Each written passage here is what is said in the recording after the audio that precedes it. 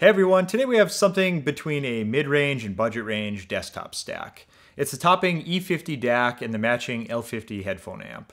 It's not a new release by any means, but it's one that should still be considered if you're shopping in this price range. Apos sent this one out to me for review, and I honestly didn't look at the price until I was ready to film. Sometimes I purposely avoid looking at the price before reviewing the gear so it doesn't influence my thoughts. Sometimes you find out something did great for the money, and others you wonder where they came up with that price at all. The fact that you can get this level of performance for roughly $400 today, for this particular stack, including a balanced TRS cable, it's really insane. Both of these units come in the standard white topping boxes that they commonly use across all of their smaller units. Both of these are packaged well, utilizing every inch. The L50 box is a bit larger as it houses that external power supply. The power supply is a brick, easily weighs as much or more than the amp itself. Right off the bat, I want to comment on that. I would prefer a brick than a detachable cable. The brick on this one takes up several slots on my power strip, and honestly that's just kind of annoying. The E50 DAC doesn't come with an external power supply, so that one it's going to be up to you to supply either a 5-volt phone charger or simply just plug it into your computer. The E50 also includes a remote, does the typical switching of inputs, dimming, things like that. The primary use for this is going to be the volume control. The L50 E50 stack follows the same footprint as the L30 and E30. Similar aluminum enclosures, same front panels protected by a layer of glass. The 50 series is just a bit longer, wider, and heavier. Both of these are actually built really well. I kind of like the look. The E50 has that great, easy to read screen that really pops. No idea why, but that really catches my eye. Maybe because so many of the others either have no screen at all providing information, or something really small and difficult to read. The L50 amp has a blacked out front with a few touches of silver. We have toggles to select on, balanced, or single-ended.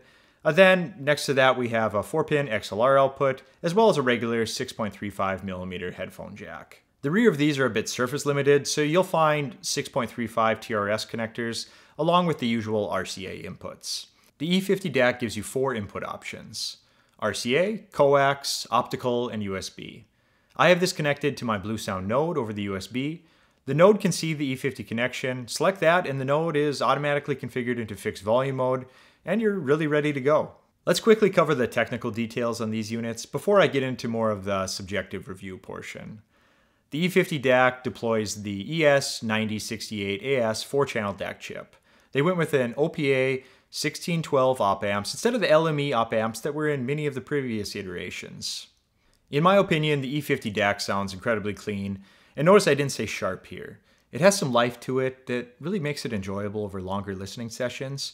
It has incredible detail retrieval and top-notch dynamics without the harshness or sizzle. A few interesting features would be smart on and off. It automatically turns on and decodes whatever input is receiving a signal, and when it hasn't received one in 60 seconds, it simply turns itself back off. It has a selectable output port, so you could have this running to your headphone amp, the L50 in this case, and also have it connected to a pair of powered speakers, and listen to either without having to switch any cables or anything like that. You can also go into preamp mode. If you want to use this with powered speakers, you can control the volume with the remote. So the keys to this one are going to be low noise, really nothing audible here, a great implemented DAC chip, all the connections you need, and I feel that it's priced right. Moving on to the L50, like I mentioned earlier, it has an enormous power brick. Instead of the usual switching power supply, we now have an AC transformer. The L50 uses the nested feedback composite amplifier modules that are powering several topping amplifiers today.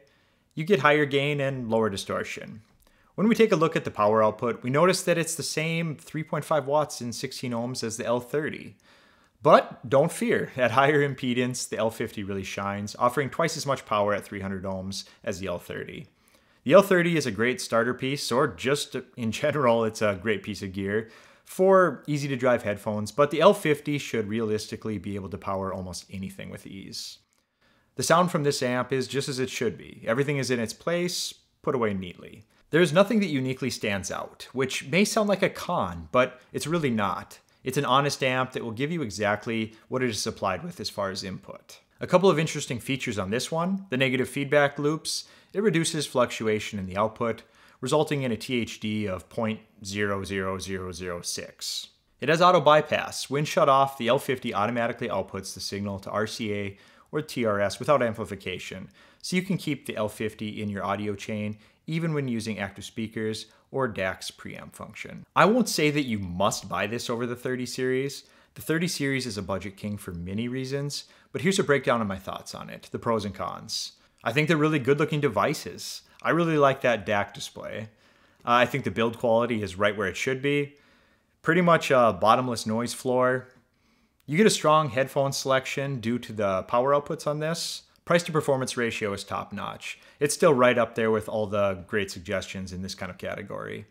Honestly, it just sounds great. It's an honest approach to music. Now for the cons. That power brick size, it's just a bit of a pain during installation. No one really wants to take up 3 of the power slots. If you're like me and you have like 95 things plugged back there, you kind of need all of those. And I really wish they would have included a power supply for the E50 DAC. Going further into the DAC, I would say that I think they should have included a volume knob in the front rather than just relying on the remote control as well. There really won't be anything else to complain about for this price. It does almost everything you want and basically overperforms in regards to expectations in this price range. So that's really going to do it. Please like and subscribe for more future content. Take care, and I'll talk to you later. Have a good one.